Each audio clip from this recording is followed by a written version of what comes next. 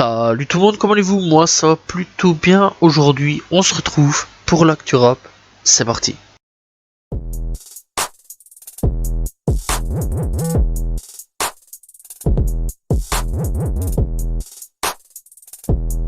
Caballero et Jean Jass annoncent un jeu vidéo sur smartphone. Un jeu de combat tout simplement avec 15 rappeurs, donc voilà, c'est plutôt cool. Donc le jeu s'appellerait Octogone, voilà, ce qui est plutôt cool. Alors dans les personnages qu'on pourrait retrouver, on pourra retrouver Caballero, Jean Jass, bien évidemment. Al Capote, on pourra retrouver aussi Gazo, Joker, Sosomanes, donc voilà, et bien d'autres. Donc voilà, apparemment on pourrait aussi retrouver Sauvage Toddy, etc. Donc voilà, bref, ça c'est un peu à voir donc dans ce que j'ai pu avoir comme truc. Voilà, de toute façon il y a déjà 2-3 petites vidéos qui sont sorties sur le jeu.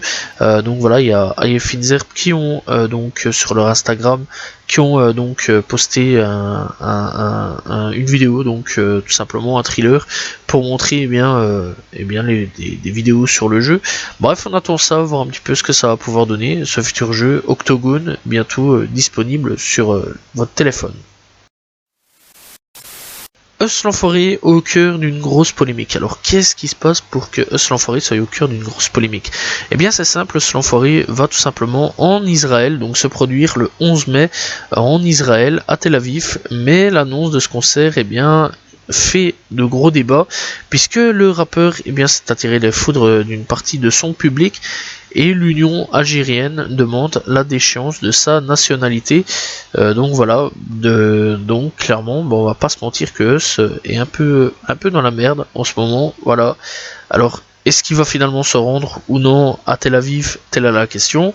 Donc voilà, est-ce que vous êtes pour ou contre le fait que l'Enfoiré aille tout simplement en Israël pour donner un concert?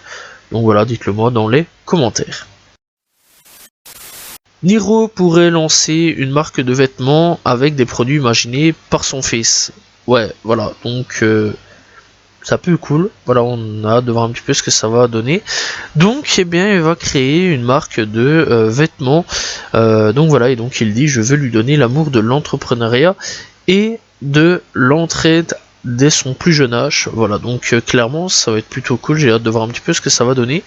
Donc voilà, et on devrait avoir très prochainement donc des nouvelles choses, sûrement des plus de détails sur les futurs vêtements qu'il devrait y avoir. Donc voilà, on espère que ce sera bien. Donc voilà, et bon, on attend de voir un petit peu le futur de Niro et de sa marque de vêtements. Fodacé confirme qu'il ne reviendra pas tout de suite, ou du moins pas du tout, dans la musique, et qu'il travaille sur son premier jeu vidéo. Alors si tu sais pas c'est qui Fodacé, c'est tout simplement un membre de Columbine. Voilà, c'est un membre vraiment discret depuis la séparation du groupe Columbine. Et Fodacé a délivré un message donc voilà, à ses fans, et il dit suite à des problèmes en fait, apparemment il aurait une maladie. Donc voilà, ce qui l'empêcherait de pouvoir chanter convenablement, et donc il à la place se dirige vers de nouvelles choses, puisqu'il développerait un jeu vidéo, et que ça prend du temps, et qu'il est qu'au début de son développement de jeu vidéo. Donc voilà, bref, on a hâte de voir un petit peu ce que ça va donner, et apparemment il a créé son propre studio de jeux vidéo intitulé Drama. Et donc voilà, ils travailleraient sur leur premier opus, leur premier jeu vidéo. Bref, j'ai hâte un petit peu de voir ce que ça va donner. Donc voilà, et bah clairement, ça paraît plutôt cool sur les premières images qu'on a pu voir. Joker est en train de distribuer gratuitement sa BD Melvin de Paris dans les écoles, ce qui est plutôt cool. Bref, donc il faut savoir qu'il est en pleine promotion de son futur opus et de sa BD, donc il va continuer à faire parler un petit peu de lui en ce moment. Il est plutôt discret ces derniers temps, Joker, ici il a annoncé il y a peu de temps son nouvel album qui devrait s'appeler Melvin de Paris, et il sortirait le 12 mai prochain. La tracklist n'a pas été dévoilée, par contre on sait déjà que les invités sont Damso, Laylo, Solalune, Soprano, Kadi, Dan, Linma, et tout simplement Sokofa Unit seront tout simplement dans le projet. Bref, donc ici Joker aussi distribue des BD dans de nombreux établissements scolaires. Donc voilà, je savais pas du tout par contre qu'il avait sorti une BD, ce qui est plutôt cool. Donc voilà, et donc c'est une BD qui est sortie eh bien assez récemment. Donc voilà, et peut-être qu'on l'aura peut-être un jour tout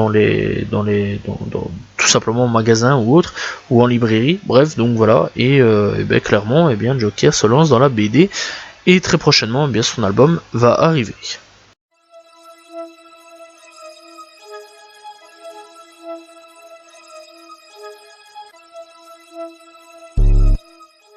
On va un peu parler de Young Thug et surtout, eh bien, que ça tourne un petit peu au chaos, voilà, parce qu'il y a certaines choses qui vont pas très très bien, voilà, et bah c'est pire que cela ne le concerne pas, c'est ça le truc.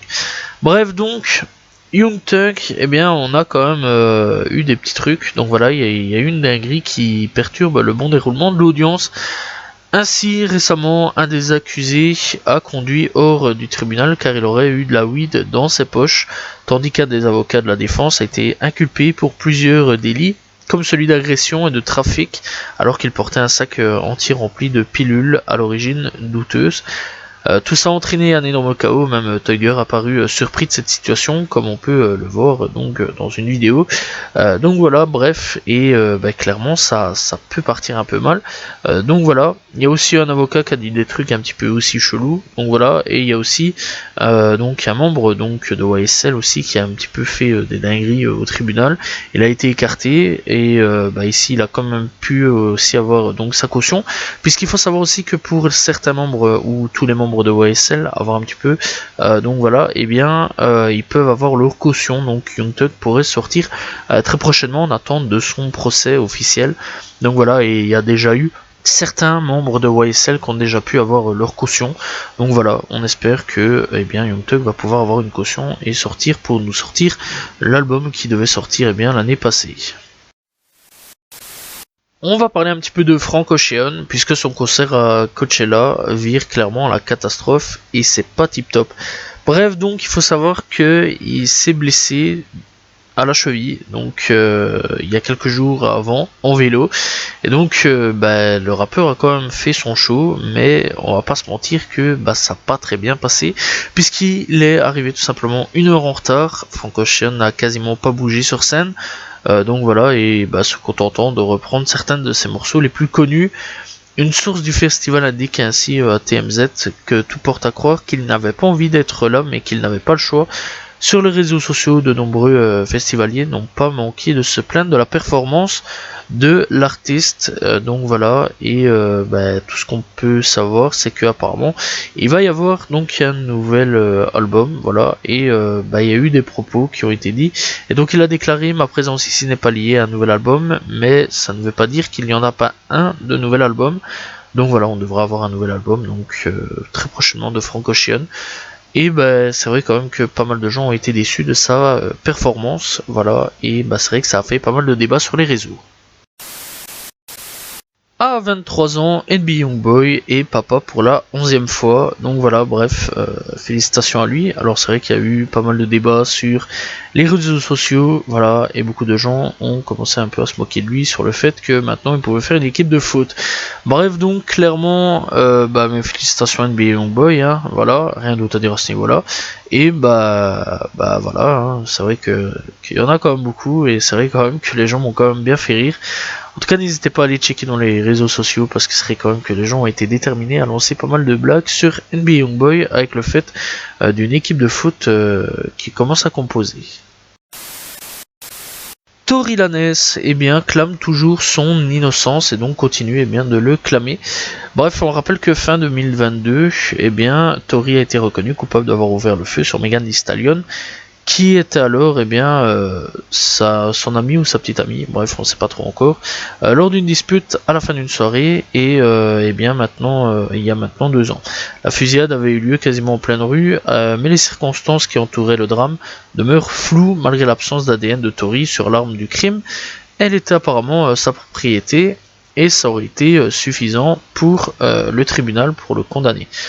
Tory, lui, continue de clamer son innocence. Depuis le verdict a été rendu, il réclame même un nouveau procès. Dans un post Instagram, il affirme qu'il fournira des preuves de son innocence en s'adressant directement au procureur général de Los Angeles en charge de l'affaire. « Cher George Gascon, j'ai écrit ce message avec le plus grande humilité. Je ne veux pas être accusé de quelque chose que je n'ai pas fait. Je veux que la justice soit faite. Je veux que la justice soit faite. Je veux que la justice soit faite. » Donc voilà, de l'amour et du respect pour votre position et votre grand combat à propos des droits des minorités. Aujourd'hui, je me tiens devant vous comme un homme noir, innocent, condamné à tort pour un crime que je n'ai pas commis. J'ai pu voir 2 membres de votre bureau qui ont usé illégalement de leur autorité pour cacher et faire disparaître toute preuve qui m'aurait innocenté. J'ai été complètement privé d'un procès équitable, déclare Tory. Bref, est-ce qu'il va y avoir tout simplement un nouveau procès ou non? Telle est la question. Donc voilà, et alors, eh bien, il y a quand même pas mal aussi d'accusations du côté des fans en disant que, eh bien, Meghan aurait été aidée par le label de Jay-Z pour, eh bien, camoufler les preuves de l'innocence de Tory Lanez. Donc voilà, c'est ce que les fans disent. Alors, est-ce que c'est vrai ou non? En tout cas, j'en sais rien pour le moment. C'est vrai que ça paraît un peu étrange tout ce procès, mais peut-être qu'il va y avoir un nouveau procès pour peut-être innocenter Tory ou non. Bref, on le saura dans le futur. Post Malone bat un record de disques de diamant, puisque, en certifiant single de diamant, 3 de ces titres, Post Malone franchit un nouveau palier et est désormais le rappeur avec le plus de singles de diamant de l'histoire de la musique américaine. Ses exploits, il bat le record d'artistes tels que Drake ou encore Eminem, qui sont régulièrement mis en avant. Et donc, lui, clairement, il laisse aussi une trace pour le rap US. En effet, le rappeur, clairement, a pété un record historique.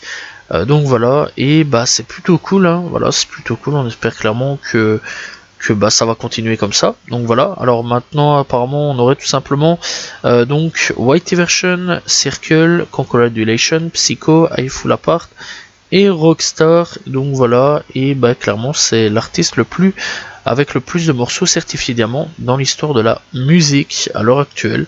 Donc voilà, bien sûr il y en aura sûrement d'autres qui viendront et qui mettront sûrement aussi leur pierre à l'édifice, mais je pense qu'il va sûrement y avoir aussi d'autres morceaux qui vont suivre de Post Malone qui vont être diamant. Donc voilà, bref, le mec est là pour marquer l'histoire.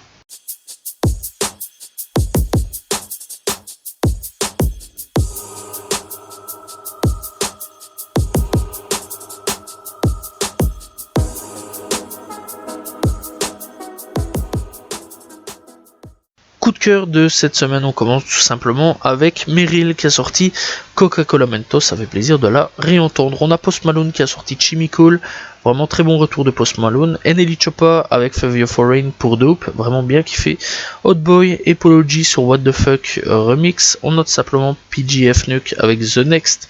On a 22 Jay-Z, JZ plutôt, qui a sorti Bandit. Très bon son d'ailleurs que j'ai vraiment bien kiffé. Kodak Black avec No Love for Attack que j'ai vraiment bien kiffé. Et ESTG avec Lie to Me Some More qui est aussi de retour. Bref, en tout cas n'hésitez pas à aller checker. C'est vraiment une très bonne semaine au niveau des sons qui sont bien sortis et que j'ai bien kiffé.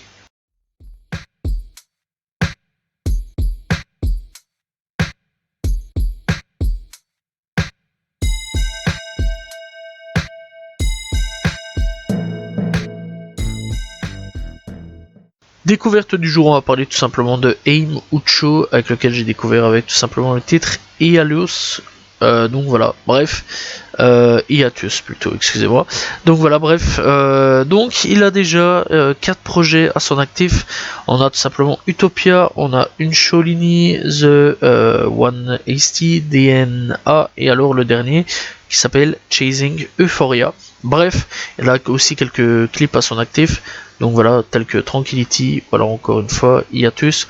Je vous conseille vraiment d'aller checker cet artiste, voilà, il est vraiment plutôt bon. Et en plus pour Hiatus, pour ceux qui veulent savoir, il a été, en tout cas on voit tout simplement qu'il a été tourné sur Paris, enfin une partie sur Paris, donc voilà, et en France certainement aussi.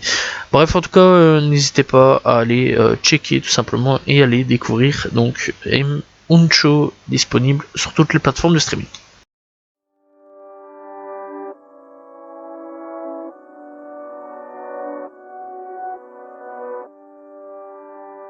Et c'est parti avec les projets de cette semaine. On commence tout simplement avec Gecko qui a sorti Pen 333, très bon projet que je vous conseille vraiment d'aller checker.